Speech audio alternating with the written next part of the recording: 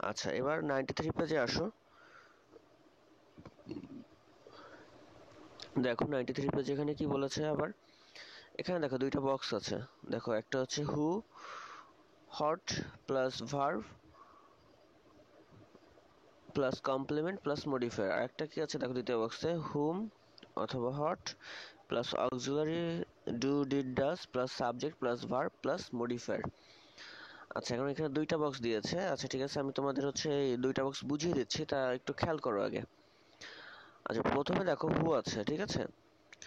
মনে রাখবা, যদি কোনো সেন্টেন্সে ডাব্লিউএস ওয়ার্ড হু বসে, সেক্ষেত্রে হু এর পরে সাধারণত ভার্ব বসবে। কি বলেছি? যদি কোনো কোয়েশ্চেন ওয়ার্ডে ইন্টারেটিভ সেন্টেন্সে যদি হচ্ছে হু বসে, সেক্ষেত্রে হু এর পরে কি বসবে? হু এর পরে ভার্ব বসবে। অর্থাৎ হু হচ্ছে সাবজেক্ট হিসেবে কাজ করে। আচ্ছা, হোয়াটের ব্যাপারটা পরে বলছি, হোয়াটটা লাস্টে বুঝো। এরপর দেখো কি আছে।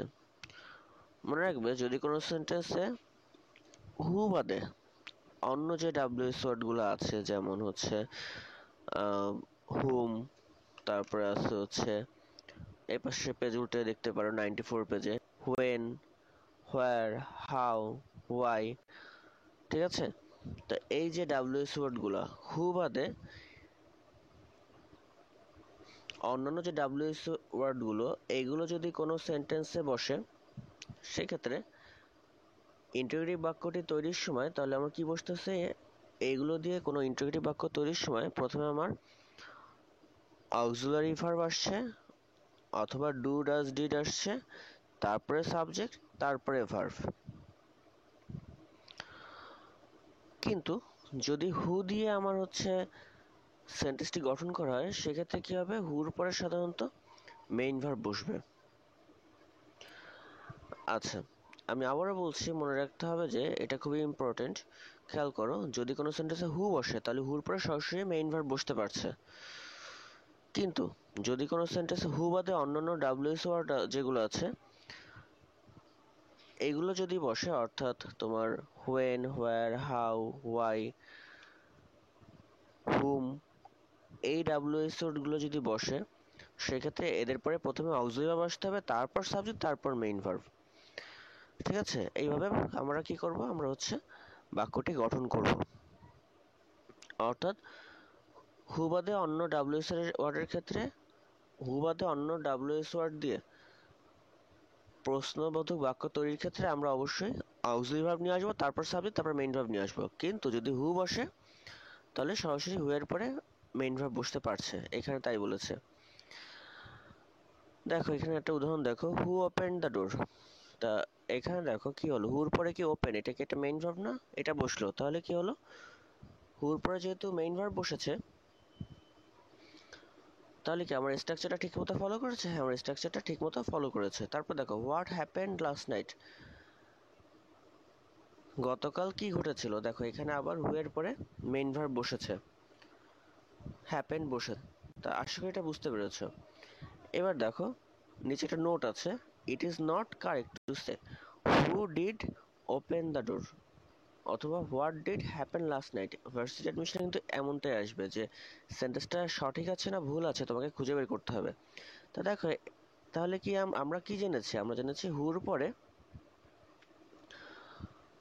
হুর পরে হচ্ছে আমরা মেইন ভার্ব বসাবো, হুর পরে অক্সিলারি ভার্ব বসানো যাবে না। তা এখানে তাই বলেছে, দেখো ইট is not correct to say who did open the ডোর। তাহলে যদি পরীক্ষায় থাকে হু did open the door, did এটা অক্সিলারি ভার্ব, এটা থাকলো, মেইন ভার্ব আগে বসলো না, ওপেন যে মেইন ভার্ব এটা আগে বসলো না, তাহলে কি সেন্টেন্সটা কারেক্ট হবে? না, সেন্টেন্সটা কারেক্ট হবে না, সেন্টেন্সটা ভুল হবে। তাহলে কারেক্ট সেন্টেন্স কি হবে? হুর পরে সরাসরি মেইন ভার্ব বসবে, অর্থাৎ হু ওপেন দ্য ডোর। আশা করি ব্যাপারটা বুঝতে পেরেছো। আবার একইভাবে দেখো নিচে যেটি আছে, whom does Ahmed know from Venezuela.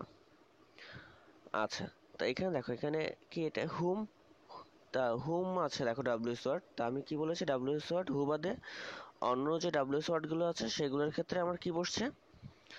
সেগুলোর ক্ষেত্রে আমার প্রথমে অক্সিলারি ভার্ব, তারপরে সাবজেক্ট, তারপরে মেইন ভার্ব বসছে।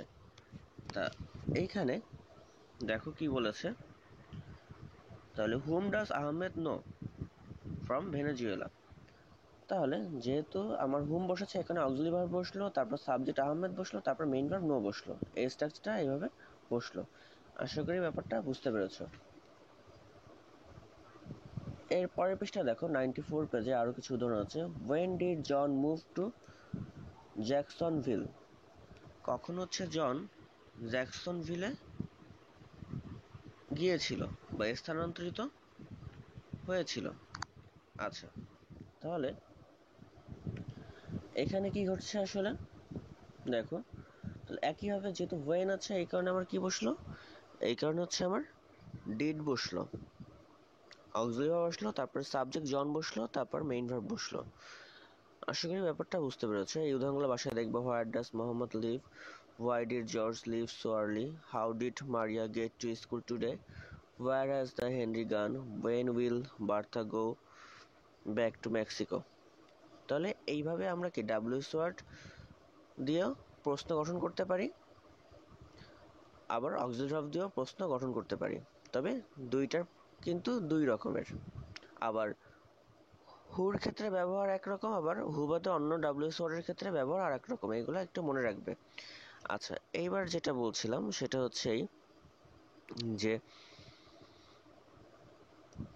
হুর ক্ষেত্রে মেইন ভার্ব বসতেছে, হু বাদে অন্য ডাব্লিউএস ওয়ার্ডের ক্ষেত্রে অক্সিলারি ভার্ব বসতেছে, তারপর সাবজেক্ট, তারপর কি মেইন ভার্ব বসতেছে। অর্থাৎ হুর পরে মেইন ভার্ব বসতেছে, ঠিক আছে, কিন্তু হু বাদে অন্য ডাব্লিউএস ওয়ার্ডের পরে কি অক্সিলারি ভার্ব বসতেছে। কিন্তু হটের ক্ষেত্রে কি হচ্ছে?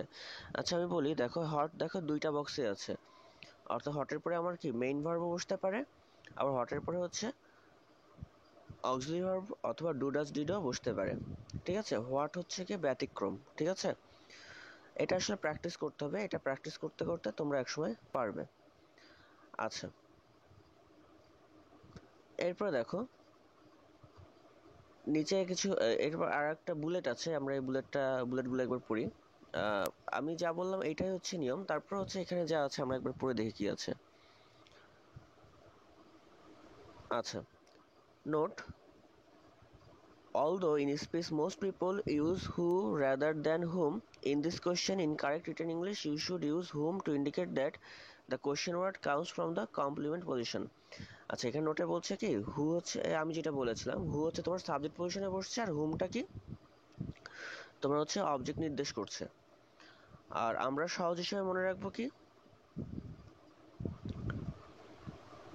আমরা সহজে মনে রাখবো যে হুর পরে মেইন ভার্ব বসছে, আর হু বাদে অন্য ডাব্লিউএস এর ক্ষেত্রে হচ্ছে কি অক্সিলারি ভার্ব বসছে, তারপর সাবজেক্ট, তারপর মেইন ভার্ব বসছে।